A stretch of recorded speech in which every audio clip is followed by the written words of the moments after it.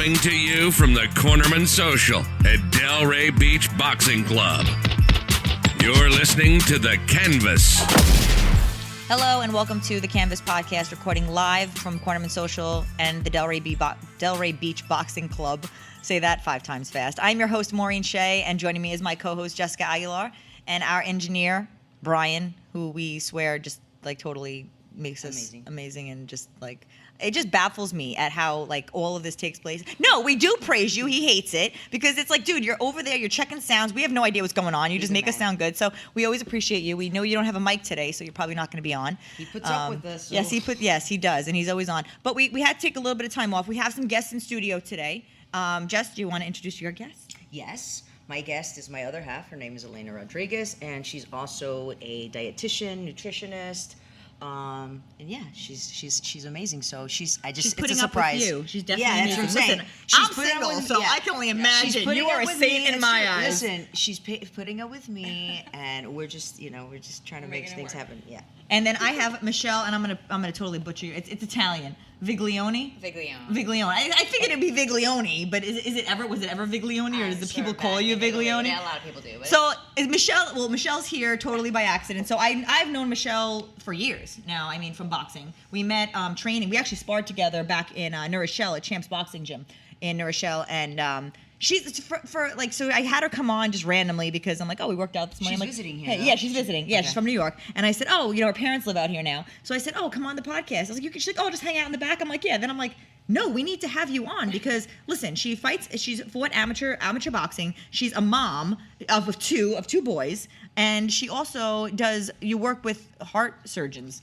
Like, she actually picks up hearts and, like, transplants and all cool. that. Like, no, her job is severe. And, it's just interesting because I thought it would be cool to talk to her just about, like, the work week. I mean, she works 60 hours a week, and then she's also trying to pursue the boxing, like, I hate this microphone. She's trying to pursue the boxing, and it's like, that's not easy. Right. But to do it and why. It's the why. And it's being funny. A mom, yeah, it's not easy. And it's also the why as to, why you're doing it, So we're going to talk to you a little bit later. But we should check in with, we missed a week, which everybody needed a break. But yes. We're glad we're back. We were going 10 weeks hard, and now we're back. So there was a lot of stuff that happened. I mean, boxing, and we also have an interview coming up too, a phone interview at 12:30. Canelo stripped of an IBF title. I mean, I got some. So then we had Ireland. So Louis Arias fought with Derek. So Derek, our boxing coach, was out in Ireland in Belfast. For Michael Conlon fought Ruiz Alberto. What's his name? Ruiz Alberto. Is it Alberto Ruiz? Alberto Ruiz. Yeah, I don't know why I have that trouble. But so Louis Arias fought in the undercard and against Luke Keeler, who was a hometown guy. It was a pretty even matchup from what I felt. I mean, Louis, he's a good fighter. He's WBC ranked number 8. Luke Keeler was WBO number 6, IBF number 13. So it was a decent matchup. Records 18-2 against 17-2. But Louis didn't really. Yeah, I remember you telling me that you weren't happy. Yeah, I mean, it's just for me. I hate when I don't see guys perform to their potential.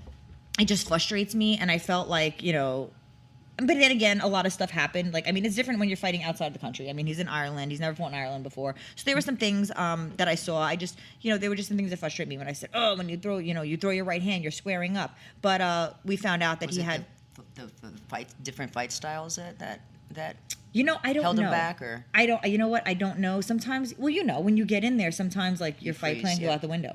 I mean, it happens. Sure. You know what I mean? Like, it's so. I think it was more maybe some of that. I don't know. It was just a little frustrating to watch because I just know that he's better than that. And I know you've gone through that watching your teammates. You're like, oh, come on, I've dude. gone through that period. Yeah, me too. Of course. We're our hardest.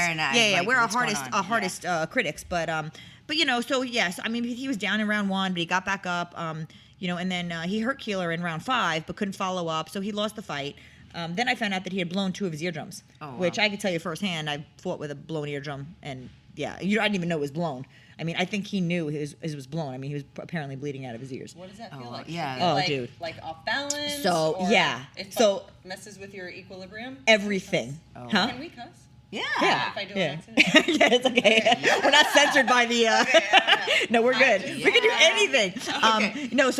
What happens? So what happened to me in my fight? It was the 5th round, and I remember she cut me with her gloves by accident. Like I was getting on the inside, so she grabbed me, she cut me with her gloves, and I felt like I felt like a pop when the ref split us, and then I started hearing like a woo, and then like a whoosh, whoosh. So it's funny because the crowd, and I heard it was whoosh, whoosh, but I don't remember my balance. I just remembered when in the last round, I got hit and I went down because I couldn't stand up. It wasn't because she hurt me.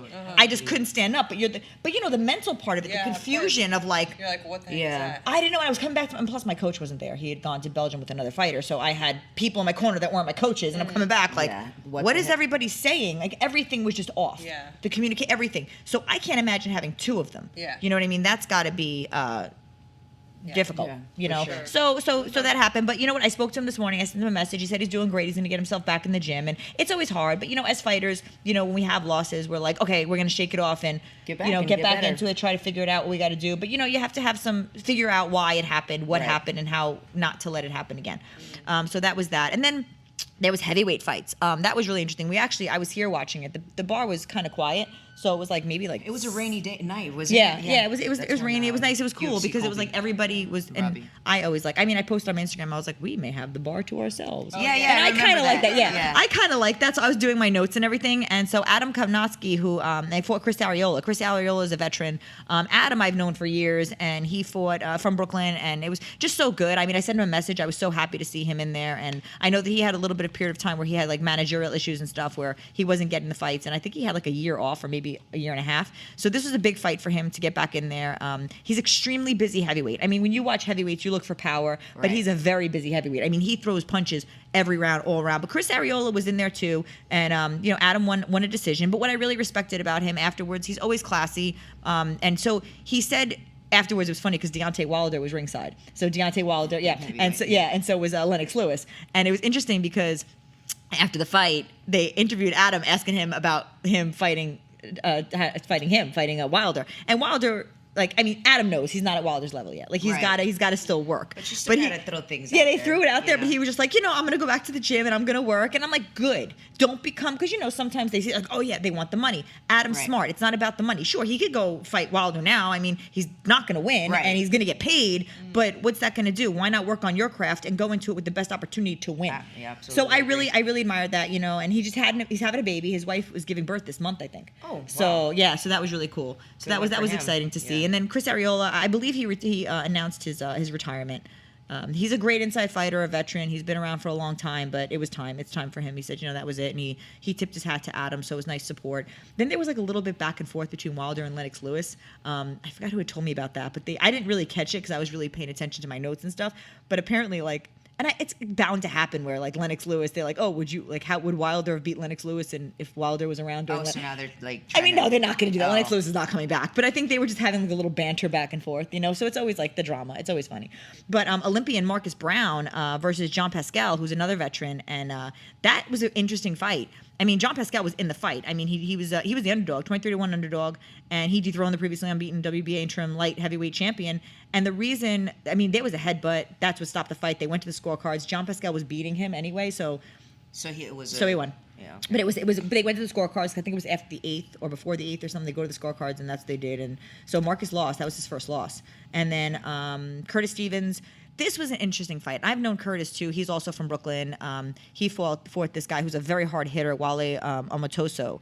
And this is his first time fighting at 154. He came down. I think he fought as high as 175. Oh, wow. And this is his first time fighting at 154. He looked ripped. He looked strong. But he's had some really tough knockouts. He got KO'd pretty bad by Lemieux, his last fight. And then he got stopped by Andre Rozier, his trainer, stopped the Triple G fight because he was getting beaten pretty bad. So dropping to the 154 weight class, he was down, dude. He was down 1-2. I think it's so hard. It's sad because, as a dietitian, I don't know if he was ever really a one higher fighter, but he to fight from 170 for a boxer. I think that's a lot of weight. Yeah, he's small. He's small, but he's a small guy. He should. Yeah, and I feel like he should have fought at 154, but for whatever reason, he fought at the higher weight class, 170, 165. Yeah. I think sometimes people think they have an advantage because they come in heavier, but I don't believe that. I think if you're in shape and you're eating right and you're following your plan, like your nutrition plan, and your training, you kind of get to a weight where you should be, and essentially it's not the weight that you think you should be at. You're not heavier. Yeah. Yeah. And you feel good. I think you feel more comfortable. Performing with that weight, and it's just when you eventually fight, you're you're already accustomed to being close to that weight anyway. Yeah, You know, yeah. I don't know. I agree. I don't believe in that. I mean, I don't know.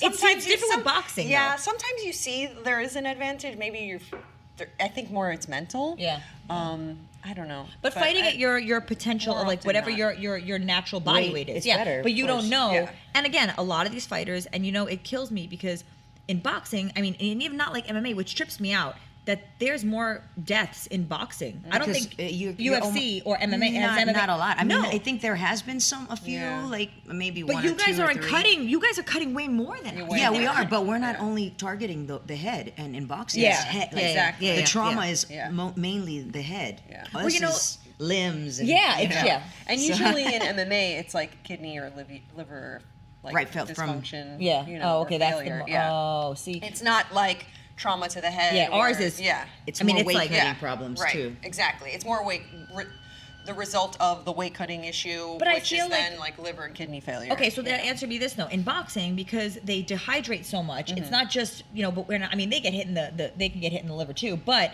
because it's the head, there's also water that separates the brain from the cranium. Sure. So that's where you're seeing the head trauma. Right. And you know what's interesting? Maybe we'll touch on it in the next podcast, but Matt Benalil actually brought this device to my attention, and he's been bringing it to the attention of different sanctioning bodies. And I'm going to actually contact the WBC about it. But it's a device that can test if you have a concussion. And it's very interesting. I'll go into it. Well, I'm in a program. What's the name With of the the program? Cleveland With the Clinic. Cleveland Clinic. I've been It's since called like a fighter study or something. yeah, it's a fighter study, and it's been around not that long, maybe I don't know, like 8 years, and I've been part of it since they started. And what they do is they fly me down to Vegas, and they do the whole, they do all these different exams, and it takes like 2 hours, and they trace. Like if I've had any like damage from when I started, they compare all of her follow-up visits. Oh, that's interesting. and they say, okay, how has my brain changed? And it's pretty cool. Actually, I have to follow up, and I'm gonna probably, I'll put you in touch with them so you can start that, and maybe you can. I don't know if they also do it with NFL But players. I wonder if it's the same device that they're using. With, I mean, it's I the don't know. Cleveland Clinic is like yeah, for that's research. legit. Yeah, I've they, heard of them. Yeah. But I thought it was just like, I mean, I don't know. What? I'm not a neurologist Right. or anything, Yeah, but I yeah. thought it was just like a CAT scan. You can tell yeah, from a like CAT CAT scan. scan. Yeah. Right? But Because these I've is- had 2 concussions from car accidents, and they just, the protocol had been just CAT CAT scan. scan. Okay, so here's the You know? question. They were thinking about like because when Max Dadashev, he was the boxer that passed away, my former teammate, and they said that like did he have this injury before? Because you're not going to get. I mean, That's what I how was many weeks asking, before? too. Yeah, how many weeks before the fight are you getting a CAT scan to see if you? What if he got that in sparring the week before because he had a last sparring session and it just happened to happen, and he went in like that. and then he went in like that already injured. That's what my question was. Like, can you? Yeah. And Well, as didn't fighters, they say that about? I don't know anything about boxing really, but didn't they say that about the guy that lost to Ruiz? I don't even know his name. the big. The big Oh, guy. Joshua. Yeah, didn't they say he got dropped? Like, Oh, in sparring. yeah. Yeah, and then he had they're- anxiety. There was a couple right, things. He and went in then with a they were possible kinda saying, concussion. like, oh, maybe, exactly. yeah, that he went He in. may have had a bleed or something. Yeah, right exactly. Before that fight, Yeah, and so then he maybe went that in would be and- something to implement in, part of your Boxing. camp, Yeah. like But it's crazy getting that, like, It's hard weekly. because then you're going to get weekly. Yeah, exactly. But then Like it's weekly but CAT then- scans yeah. from Okay, which but then you're head susceptible. injury. But then Right. you're being you're subjected to radiation. Yeah, but that's Yeah. not. I know, Yeah, but I'm it's just radiation saying. or death. Exactly. Yeah, Exactly. yeah, the radiation. chances of brain But, I mean, injury I are a lot think if higher it's- than if it's radiation. necessary. Sure. But I I- would just to know. That's why. But I think it's the trainer's responsibility to be like, okay, you know what? Like the trainer's gonna observe. Because listen, as fighters, No, but it's our responsibility at the end of the day. No. You It know, is like, our to say, like, responsibility. But we may I say, got no, hit we're good. more this week than last week. Yeah, but you think we're all gonna right. listen to? But when you're in the middle of a camp, I mean, think about it. You don't listen to anyone. Yeah. Yeah, thank you. guys don't listen See, to I'm anyone. glad Yo, she's here. listen, I'm admitting that we don't. No. No. I've been, there you go. You need it for her. I need to take this mic You out. guys don't listen. Man. And anyway, even if your But coach it's our says, responsibility. "Oh, I don't know," yeah, it's they our look a little responsibility. this or- It's yeah. our responsibility at the end of the day.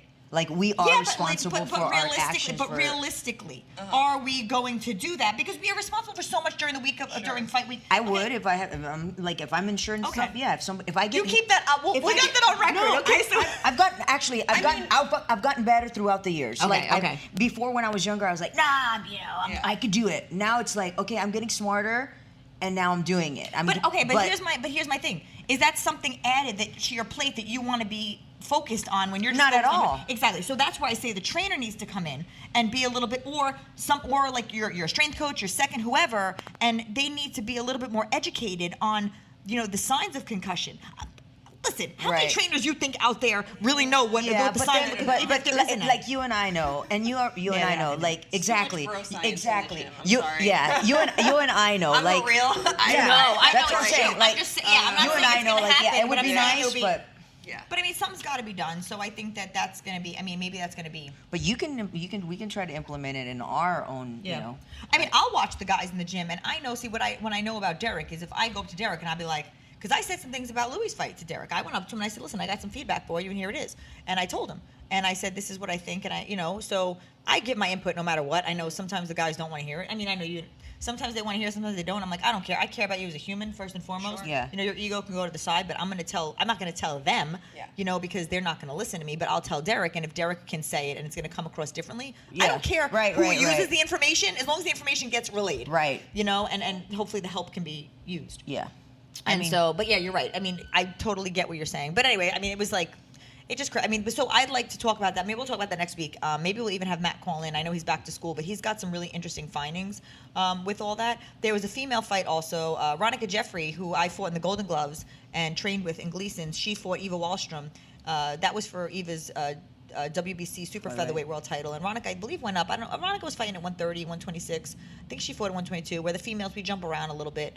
And she got, apparently, I mean, from what I heard, she got robbed of the title. But it's different when you come in fighting the champ. She took the fight.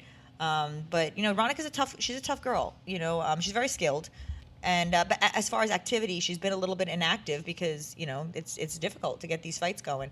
But apparently, people said that she got robbed. I'd have to watch the fight again, but the scores were 100-90 for Ronica, and then when you see scores like this, 96-94 for Wallstrom, but you see 100-90 for Jeffrey. So somebody had her winning the whole fight. And then you see 96-94, somebody sort of a little bit closer, and then 95-95. So then it ended up being a draw. I don't foresee that being a rematch. When you say it's hard making these fights, what do you mean by that? Why is it hard? Well, there's inactivity because so I had this conversation actually I went on Instagram, and I'm really proud of myself because I don't normally go on. No, I don't normally go on and push it through. I don't normally talk on Instagram and comment on certain things that people post, like boxing memes or boxing media people, because I'm like, you know what, I don't want to get involved, because then you get a troll that comes along and starts running their mouth, and I'm like, you know what, let me not say nothing. And I actually had a fight with somebody over Dustin Poirier. I was like, because they said he has no hands, and I was like, what are you kidding? Yeah. Okay. See, and I say you guys don't have hands. I know what I say, but it was different. It was different because I can explain. But anyway, so I went on, and somebody was saying about Clarissa Shields, again, it's like, God bless her. I mean, people are talking about her. I'm talking about her. But she says some things that just are not. It's just not. Let's go. Yeah, it's just not appropriate. You Like know what I mean? I'm what? sure you've heard some stuff too. Well, I mean, we've talked about what she's talking about, but she said something about, I don't even remember what she said. I think it was about the guys again and her skill level and things like that. But somebody wrote, it's the way that she communicates it, and then they started writing crap about her. Now, she's representing women's boxing because of her platform. True. So she said some things, and I went on. I said, listen, I think what you guys, I said,